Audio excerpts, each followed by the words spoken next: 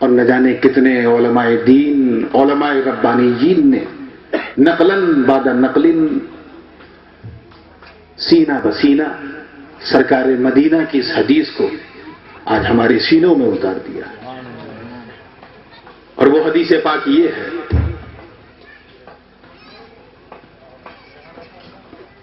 کہ ایک مرتبہ نبی کونین صلی اللہ علیہ وسلم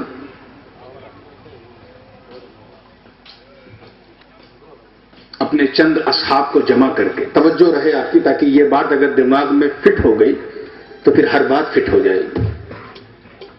اپنے اصحاب کو جمع کر کے فرما رہے ہیں کہ اے لوگو، چلو آج شہدائے احد کے قبرستان میں. کہاں چلو؟ احد کے شہیدوں کے قبرستان میں چلو، جہاں حضرت امیر حمزہ کا مزار پر انوار ہے، جو ہمارے آقا و مولا کے عم محترم ہیں، چچا جان ہیں، بلکہ ان کی جان ہے، جن سے حضور کہہ رہے ہیں وہ کوئی معمولی لوگ نہیں ہیں. ان میں کوئی صداقت کا علم بردار ہے، کوئی سخاوت کا پیکر ہے، کوئی شجاعت و بلندی کا مبہر بے کنار ہے، کوئی ولایت کا مجسم ہے، کوئی فقاہت، کوئی بصارت، کوئی بصیرت، کوئی تقوی، کوئی علم. سب ماہو نجوم بیٹھے ہیں. حضور فرما رہے ہیں چلو. کہاں چلو؟ شہدائے احد کے قبرستان میں چلو. جیسے آج ہم اس ولی کے قبرستان میں آئے تو میں نے سوچا کہ بات قبرستان کی ہے تو آج ہم یہاں آئے ہیں، ذرا دیکھیں حضور جب جاتے تھے تو کیا ہوتا تھا.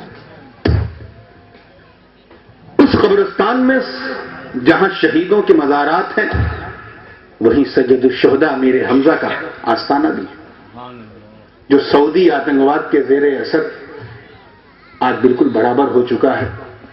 اسے زمین بوز کر دیا، بلکہ زمین دوز کر دیا، اور بلڈوزر چلا کے حضرت امیر حمزہ کا.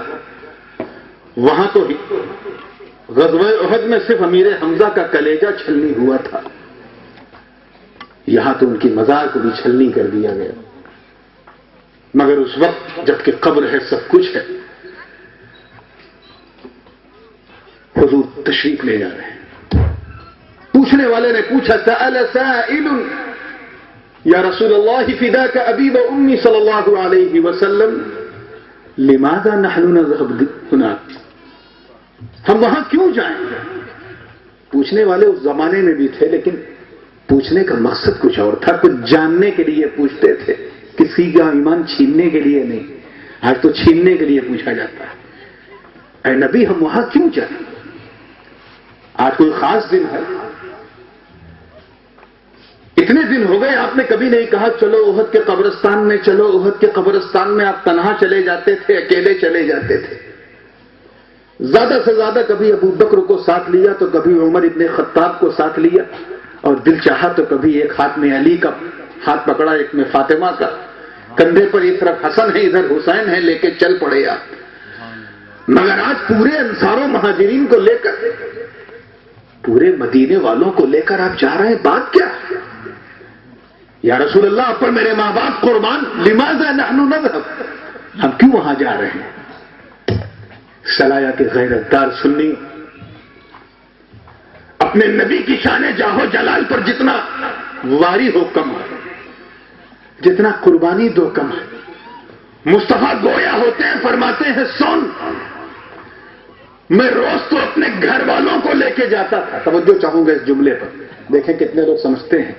روز اپنے گھر والوں کو لے کے جاتا تھا، مگر آج بڑا خاص دن ہے. آج میں گھر والوں کے ساتھ در والوں کو بھی لے کے جا رہا ہوں. در والوں کو پوچھا کیوں؟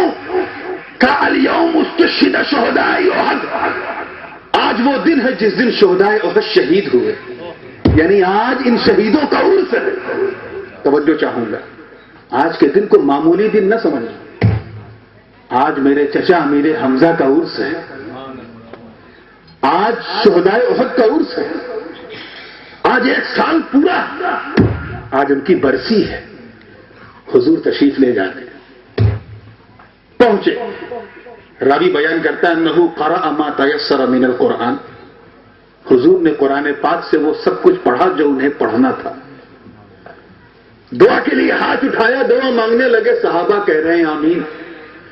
ابو بکر کی زباں پہ آمین، عمر کی زباں پہ آمین، عثمان کی زباں پہ آمین، علی کی زباں پہ آمین، ہر ولی کی زباں پہ آمین.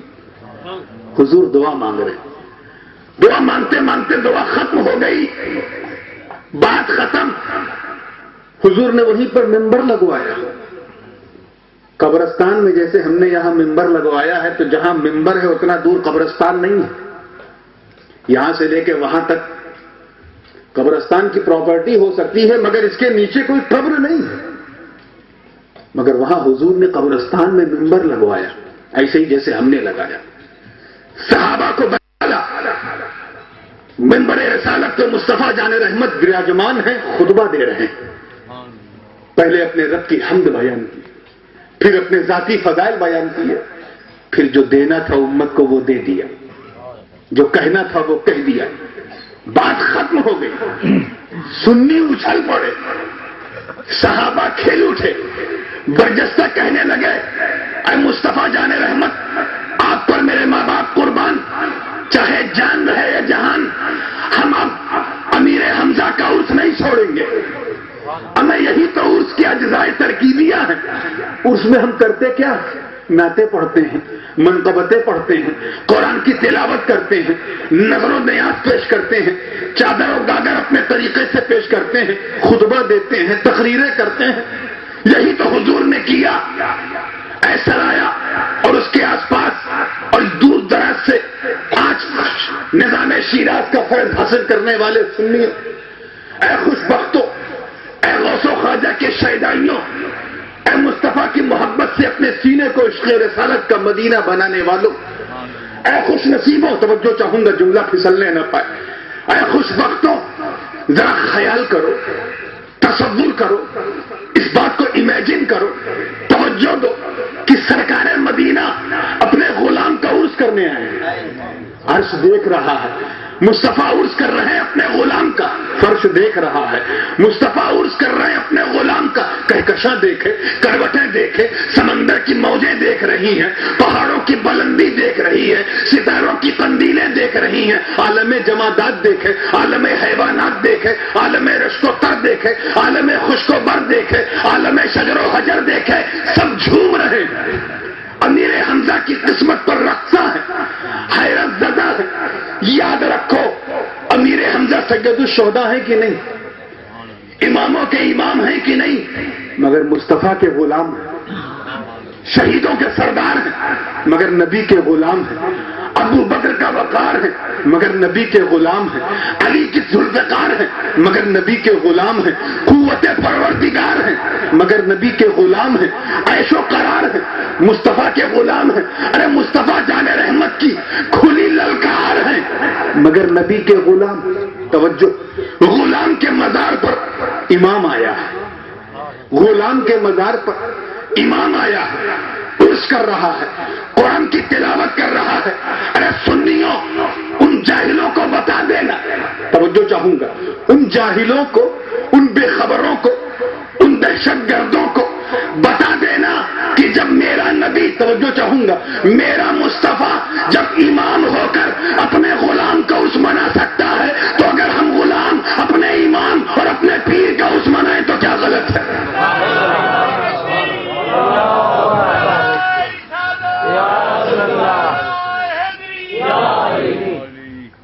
تو اس لیے کبھی عرس کو بدعت نہ کہنا، کہنا تو سنت کہنا، کیونکہ مصطفیٰ نے اسے منایا.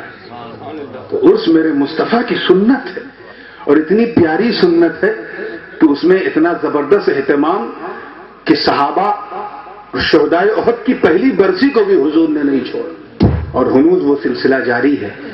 روکنے والے اپنے انداز سے روکتے ہیں مگر مدینے والے اپنے طریقے سے چلے جاتے ہیں. اب جب اتنا کچھ بیان کر چکا ہوں تو یہ بھی بتاتا چلوں کہ حضور نے اس خطبے میں کہا کہ، تاکہ یہ بھی سمجھ میں آ جائے کہ عرس میں جو تقریر کی جاتی ہے اس میں بولا کیا جاتا ہے. آؤ حضور سے سیکھو. امیر حمزہ کا عرس ہو رہا ہے، منبر پہ